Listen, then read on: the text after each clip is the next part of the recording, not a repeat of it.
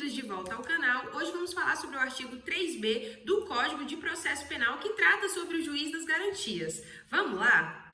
Bom, gente, para quem não me conhece, eu sou a Sara Rocha, advogada criminalista e professora de Direito Penal. Hoje eu falo com vocês diretamente aqui da minha casa nova, fiz uma mudança relâmpago, né? Já estou aqui na casa nova. Esse vídeo era para ter entrado no ar na semana passada, entretanto, com o processo de mudança, não consegui trazer o vídeo e estou trazendo hoje. Estou gravando esse vídeo na segunda-feira, porque na quarta-feira o meu dia vai ser tão corrido, com atendimento de cliente, atendimento na Papuda, tem tanta coisa para resolver que eu não vou conseguir gravar o vídeo. Então eu estou antecipando, gravando ele na segunda, para poder trazer para vocês na quarta-feira. E vocês vão ver que o vídeo de segunda eu tô na casa antiga, né? Porque ele já estava gravado, tá, gente? Então, por isso que eu ainda tô na casa antiga, mas agora eu estou na minha casa nova e o cenário será mais ou menos esse aqui.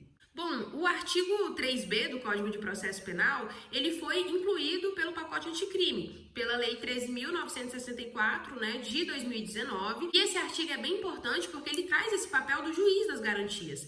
Esse juiz, ele seria um juiz que atuaria ali naquela fase cautelar, naquela fase liminar inicial do processo investigatório. Mas para que, gente, trazer um juiz para cuidar dessa fase inicial do inquérito, né, para cuidar dessa investigação criminal? Primeira coisa que você precisa entender é que inquérito não é processo. Ele parece processo, ele cheira a processo, ele tem cara de processo, mas não é processo, é inquérito. Então isso significa que ele é um processo investigativo. Somente com o recebimento da denúncia ele passa a ser um processo. O juiz das garantias viria para cuidar desse inquérito nessa fase inicial, no momento que ainda é um inquérito. Então esse seria o papel do juiz das garantias. Ele seria ali como um salvaguarda dos direitos individuais. Ele iria cuidar de toda a legalidade dentro desse processo de investigação do acusado. No entanto, gente, é importante a gente falar que assim como o artigo 3A, ele estava com a sua eficácia suspensa, o artigo 3B do Código de Processo Penal também teve a sua eficácia suspensa. Então, em janeiro de 2020, o ministro Dias Toffoli, ele suspendeu, né, a aplicação do juiz das garantias por 180 dias. Ele alegou que essa implementação exigiria mudanças significativas, né, no nosso sistema de justiça, que demandariam tempo e recursos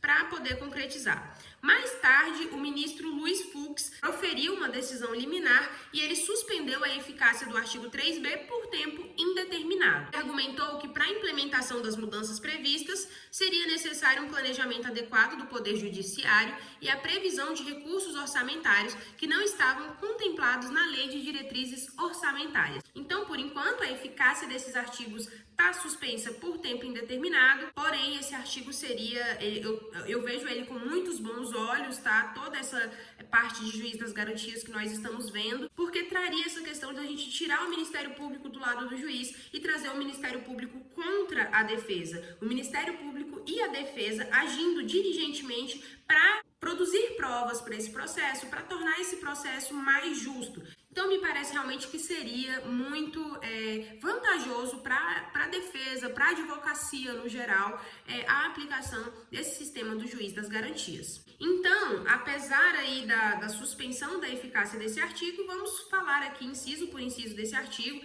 e explicar ele porque é um artigo realmente de grande importância aí no nosso mundo jurídico, tá? Então, já sabem como a gente explica, abre teu Código Penal, porque esse artigo é longo, mas tem explicações bem simples pra gente fazer aqui. Eu vou lendo aqui inciso por inciso, alínea por alínea, parágrafo por parágrafo, porque esse artigo tem tudo isso junto, queridos. Então, vamos começar pelo caput, artigo 3º-B. O juiz das garantias é responsável pelo controle da legalidade da investigação criminal, já falamos sobre isso, e pela salvaguarda dos direitos individuais, cuja franquia tenha sido reservada à autorização prévia do Poder Judiciário, competindo-lhe especialmente. Então, o que ele está falando? O que eu já conversei com vocês, né? Ele seria responsável pelo controle da legalidade da investigação criminal e atuaria como salvaguarda dos direitos individuais, né? E nesse artigo ele vai falar sobre as funções que esse juiz das garantias teria. Então, vamos dar continuidade falando sobre o inciso 1º. Receber a comunicação imediata da prisão nos termos do inciso 62 do caput do artigo 5º da Constituição Federal. Vamos abrir o artigo 5º, inciso 62 da Constituição Federal. O artigo 5º fala: todos são iguais perante a lei, sem distinção de qualquer natureza, garantindo-se aos brasileiros e aos estrangeiros residentes no país a inviolabilidade do direito à vida, à liberdade, à igualdade, à segurança e à propriedade nos termos seguintes. Inciso 62, a prisão de qualquer pessoa e o local onde se encontre serão comunicados imediatamente ao juiz competente e à família do preso ou à pessoa por ele indicada. Então aqui a gente está garantindo que em 24 horas seja feita a comunicação da prisão dessa pessoa, tanto aos familiares quanto à defesa, né, ou ao juiz, ou também, gente, qualquer pessoa que ele indique ali, aquele momento que a pessoa é presa e ela tem que indicar alguém para quem ela vai receber uma ligação. Isso tem que ser feito em 24 horas, né? Então, é isso que o artigo 5º, inciso 62, garante pra gente. E quando a gente volta lá no inciso 1º do artigo 3º-B, ele fala: receber a comunicação imediata da prisão, nos termos do inciso 62 do caput do artigo 5º da Constituição Federal. Então, gente, na verdade, essa questão que eu falei para vocês de 24 horas, receber essa comunicação em 24 horas, isso também está suspenso, essa eficácia. Porém, na rotina jurídica, a gente percebe que os juízes, eles tentam fazer essa comunicação o mais rápido possível e, na maioria das vezes, eles cumprem essa determinação de 24 horas, tá? O primeiro papel do juiz das garantias é receber imediatamente a comunicação da prisão da pessoa. Isso é para a gente garantir que essa prisão seja comunicada sem demora e permitindo ali uma supervisão que seja rápida e eficiente, né, para que todos os envolvidos possam tomar as providências necessárias. E isso acontece através da audiência de custódia. É comunicada a prisão, abre-se o processo e a gente realiza a audiência de custódia da pessoa, em regra em até 48 horas após a prisão. Inciso 2º, receber o auto da prisão em flagrante para o controle da legalidade da prisão, observando o disposto no artigo 310 deste Código. Fala que após receber o auto de prisão em flagrante, no prazo máximo de 24 horas após a realização da prisão, o juiz deverá promover a audiência de custódia com a presença do acusado, seu advogado constituído ou membro da Defensoria Pública e o membro do Ministério Público, e nessa audiência o juiz deverá fundamentadamente, relaxar a prisão ilegal ou converter a prisão em flagrante em preventiva ou ainda conceder liberdade provisória com ou sem fiança. Então aqui a gente vê as regras do artigo 310, que é basicamente o que ele traz aqui no inciso 2º do artigo 310. Ele vai receber o auto de prisão em flagrante e após receber o auto de prisão em flagrante, ele vai determinar a realização da audiência de custódia. Nesse momento, quando ele recebe o auto de prisão em flagrante, ele vai ter que verificar se todos os procedimentos, conforme o que está na lei, foram seguidos, se essa pessoa sofreu algum tipo de agressão, sofreu algum tipo de ilegalidade policial. Isso tudo já vai ser ali verificado pelo juiz das garantias.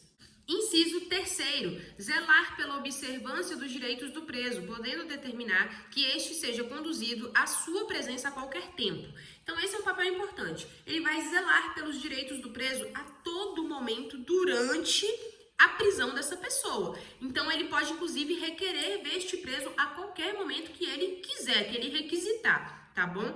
E ele tem que sempre zelar pela observância dos direitos do preso, ver se todos os direitos dele estão sendo obedecidos, se ele sofreu alguma ilegalidade, conforme eu falei para vocês. Tudo isso vai ser verificado por esse juiz das garantias. O inciso 4º fala ser informado sobre a instauração de qualquer investigação criminal. Então, foi instaurada qualquer investigação criminal, federal, ou pública, ou privada, contra essa pessoa, então isso deve ser informado ao juiz das garantias.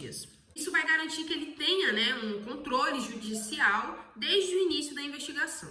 O inciso 5 fala: decidir sobre o requerimento de prisão provisória ou outra medida cautelar, observando o disposto no parágrafo 1º deste artigo. Vamos falar depois sobre o parágrafo 1º desse artigo, tá? Mas aqui o que ele está dizendo é que é o juiz de garantia que vai decidir sobre o requerimento de prisão provisória dessa pessoa, sobre a liberdade condicional, sobre a aplicação de alguma medida cautelar, como, por exemplo, o uso de monitoração eletrônica.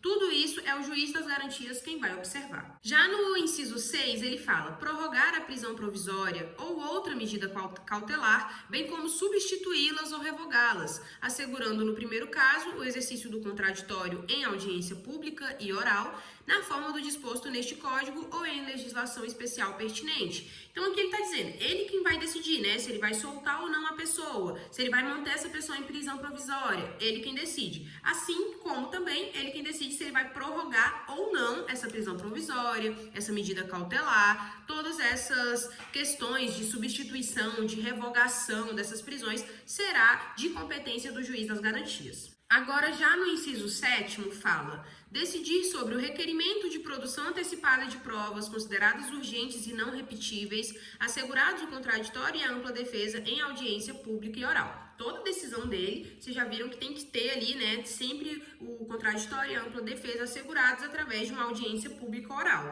né? Mas aqui define que uma outra função do juiz das garantias será decidir sobre o requerimento de produção antecipada de provas. Então, se há uma prova urgente a ser produzida e de forma antecipada e tudo mais, quem vai decidir isso é o próprio juiz das garantias. O inciso 8 fala prorrogar o prazo de duração do inquérito, estando o investigado preso, em vista das razões apresentadas pela autoridade policial e observado o disposto no parágrafo 2º deste artigo. Também ainda vamos falar sobre o parágrafo 2º desse artigo, né? Porém, a gente já sabe, né? O juiz, ele pode prorrogar o tempo de duração daquele inquérito a pedido do próprio delegado, né? A pedido da defesa, a pedido do Ministério Público, para a produção de provas. Então, ele pode prorrogar o tempo de duração desse inquérito para realizar novas diligências. E isso ficará também em função do juiz das garantias, tá? E aí, ele vai poder prorrogar esse prazo por 15 dias, tá? 15 dias. E após esses 15 dias, se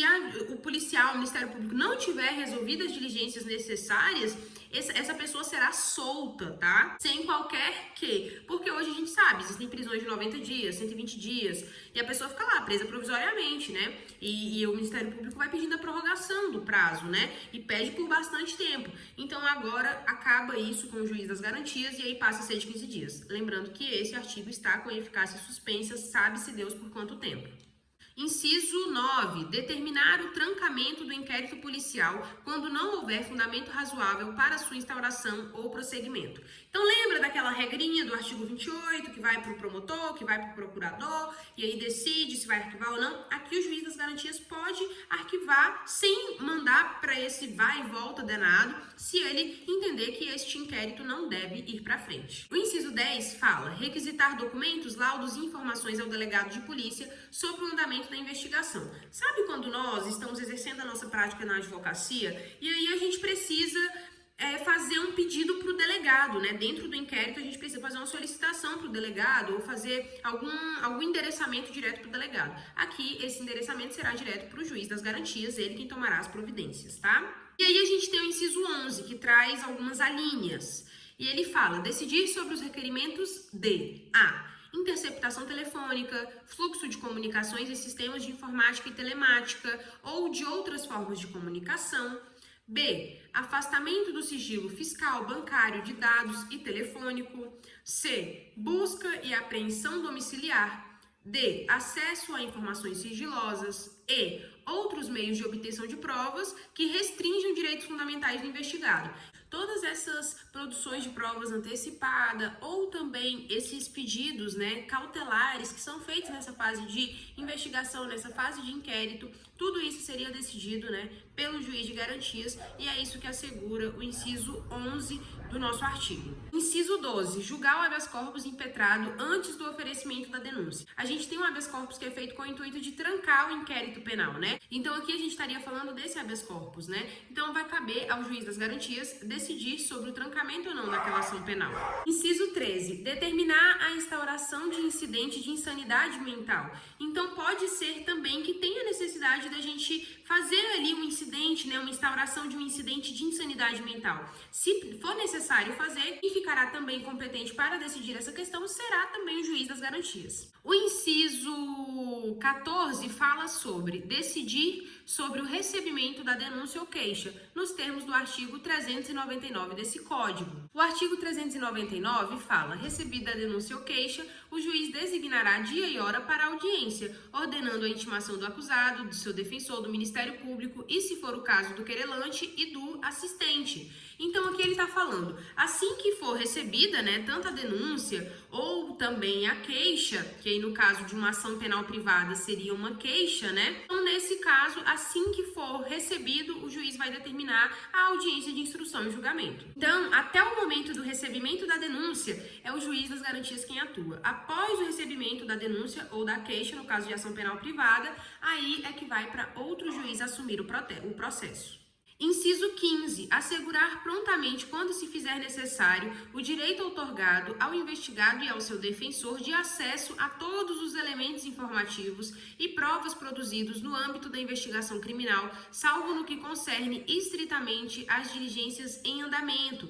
Então, aqui é a súmula 14 do STF, súmula vinculante 14, que fala o quê, gente? Exatamente isso que está aqui, né? O que está juntado ao inquérito, tudo isso faz jus à defesa. Tudo a defesa pode ter acesso. Ela só não pode ter acesso àquilo que for realmente prejudicar, né, ali o andamento daquela investigação. Então, somente a isso que a defesa não tem acesso. Ao resto, ao todo o teor do que tiver juntado no inquérito, a defesa tem acesso. Essa súmula nos garante isso. E aí nós temos aqui no inciso 15 a representação dessa súmula. Inciso 16. Deferir pedido de admissão de assistente técnico para acompanhar a produção da perícia. Então, quando a gente, por exemplo, quero contratar uma perícia para fazer uma perícia cibernética e tudo mais, quem decide sobre isso é o próprio juiz das garantias, tá? O inciso 17 fala: decidir sobre a homologação de acordo de não persecução penal ou de colaboração premiada quando formalizados durante a investigação.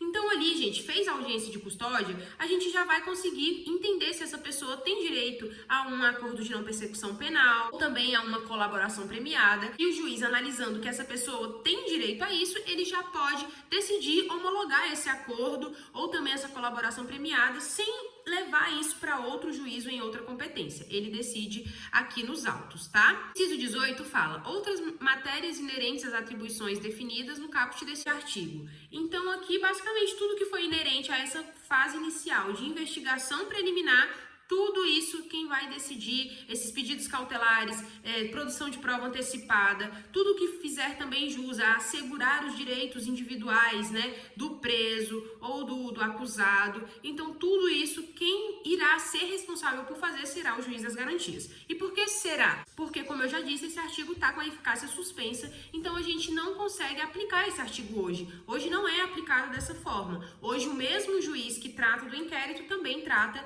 do processo. Tá bom? Então, quando houver essa alteração, e a chance desse artigo ser considerado constitucional é muito alta, tá? Então, com base nisso, apesar do Ministério Público não querer isso, porque para ele não é vantajoso, tanto é que a Associação do Ministério Público tem ADI contra esse artigo, né? Não quer que esse artigo seja considerado inconstitucional e não constitucional. Então, assim, a gente tem uma dificuldade de andamento dessa questão, mas, porém, entretanto, seria realmente muito benéfico para a defesa, para a advocacia, a gente ter o Ministério Público como par igual, né? Como um como defesa, outro como acusação, e não o Ministério Público ao lado do juiz, né? E pra gente finalizar, gente, parágrafo 1º, o preso em flagrante ou por força de mandado de prisão provisória será encaminhado à presença do juiz de garantias no prazo de 24 horas, momento em que se realizará audiência com a presença do Ministério Público e da Defensoria Pública ou de advogado constituído, vedado o emprego de videoconferência. Então aqui a gente está falando das audiências de custódia. A gente teve uma aplicação aí da videoconferência no caso dos atos terroristas que houveram ali no dia 8 de janeiro, né? Após a realização desses atos, muitas pessoas foram presas, mais de 900 pessoas chegando na Papuda em um único dia. A gente teve que abrir um bloco específico da Papuda para poder receber essas pessoas. Foi uma situação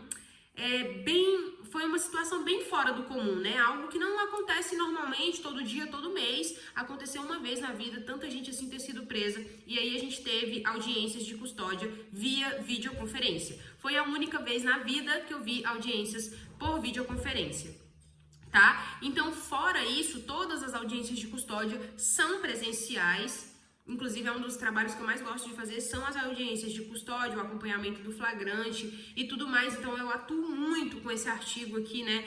No caso, se ele tivesse com a eficácia garantida, eu estaria atuando muito com esse artigo. Entretanto, como ele está sem eficácia, eu não utilizo tanto.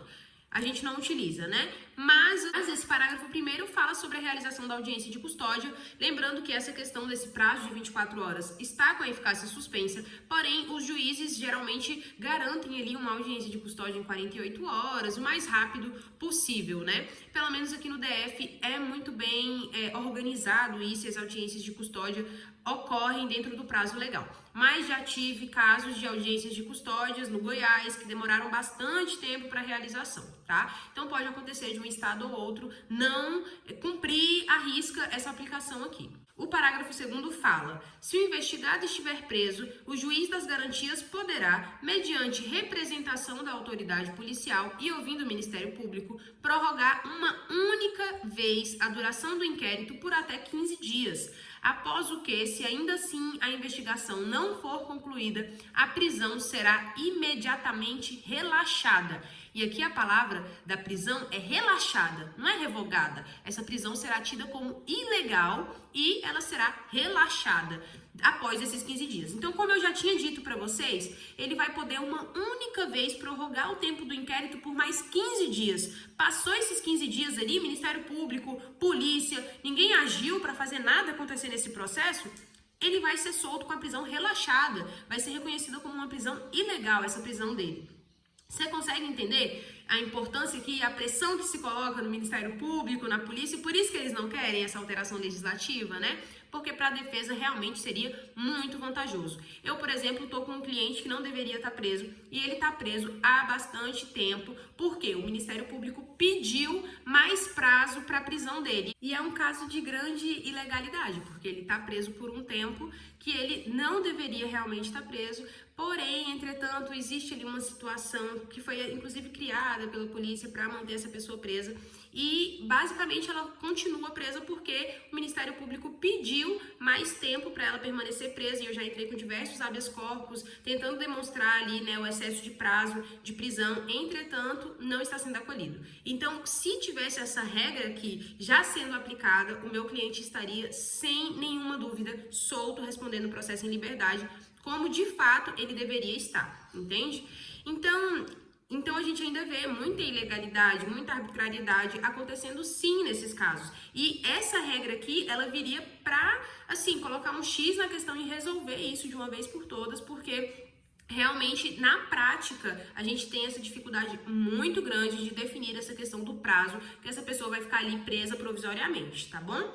Então, gente, esse é o vídeo de hoje. Espero que vocês tenham gostado e entendido. Não esquece aí de curtir, de compartilhar, de se inscrever no canal, compartilhar com seus amigos de turma, que é a moeda de troca que vocês podem usar aí para poder me ajudar aqui ao canal crescer. Se você gosta da minha didática, é o mínimo que eu te peço para você fazer. E não se esqueçam que a gente tem apostilas aqui no canal, tem o nosso curso de Direito Penal e também outras apostilas comentando aí a Lei Maria da Penha, roteiro para audiência de instrução e julgamento. Então, para você comprar as apostilas, os links estão aqui na descrição e é um material, gente, que eu uso até hoje, tá? Maravilhoso para você ter aí, para sempre que você precisar, você poder ir lá, olhar e acompanhar com o material, só vai acrescentar na sua vida, tá? Se você tiver interesse, os links estão aqui na descrição das redes sociais e de todos os meus links de contato também, tá tudo aqui na descrição, tá bom?